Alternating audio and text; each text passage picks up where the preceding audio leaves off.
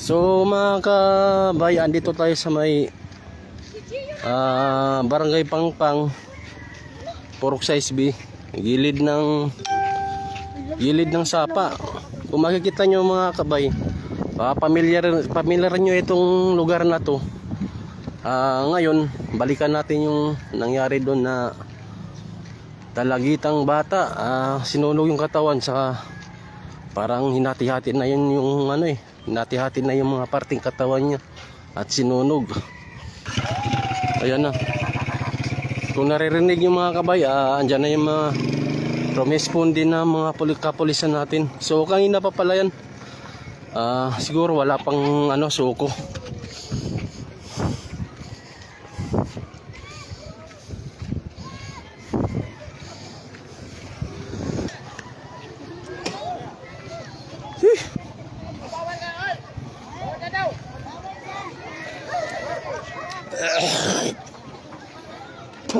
Baho, sobra. So andito na tayo mga kabay sa pinangyarihan. So yung mga tao dumami na. Pag bungad pa lang natin mga kabay, sobrang baho na. Sinikmura tuloy ako dahil sobrang baho.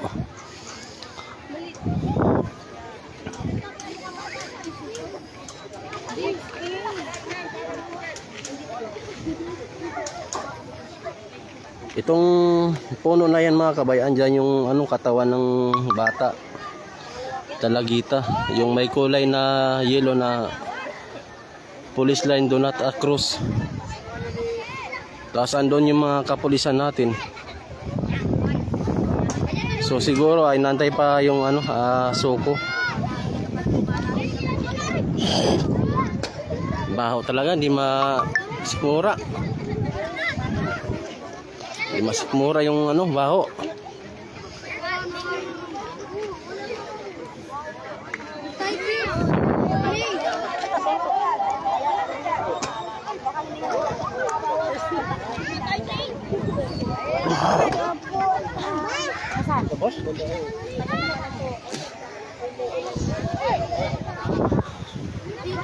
So ayan yung kapulisan natin, no. So inantay lang nila mga kabay yung suko.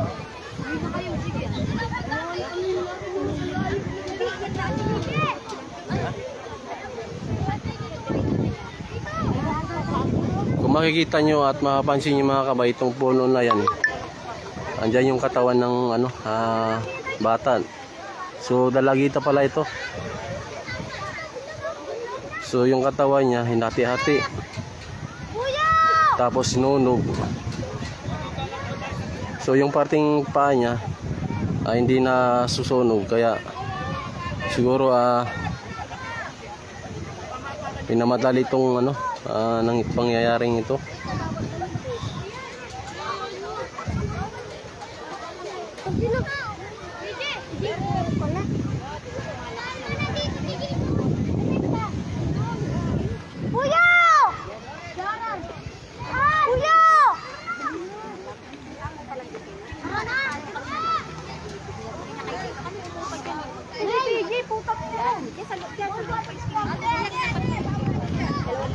Di natin masikmura yung baho mga kabed, dahil nung nilapitan ko, na siya, sobrang itim, sunog na sunog.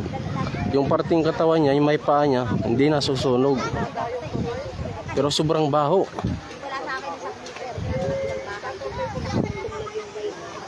Sobrang baho.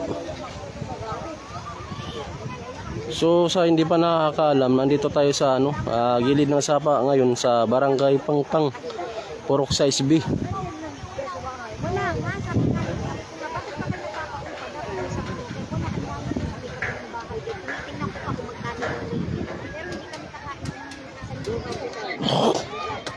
Siguro boss, hindi taga rito yan, no?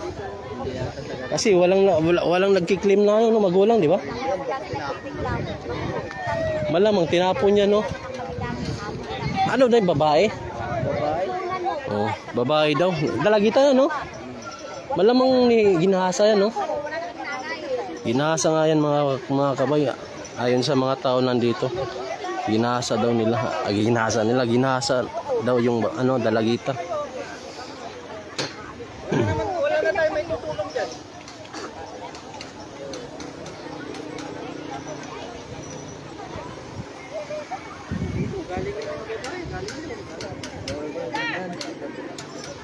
So sa malamang di taga rito to mga kabay, yung dalagita. Baka nga tinapon to dito sa gilid ng sapa.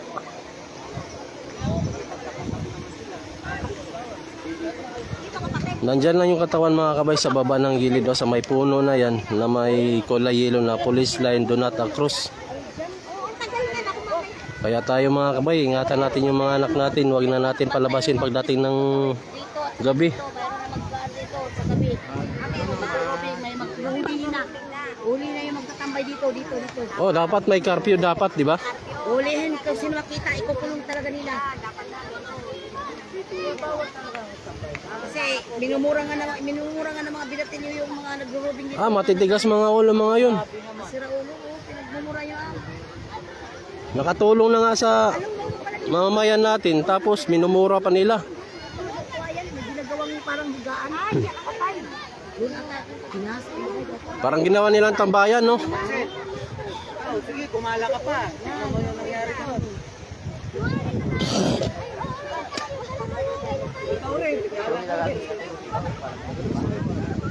Kasi may nawawala din daw. Kumari ka, magkala ka rin. 15 years old. Told this na daw.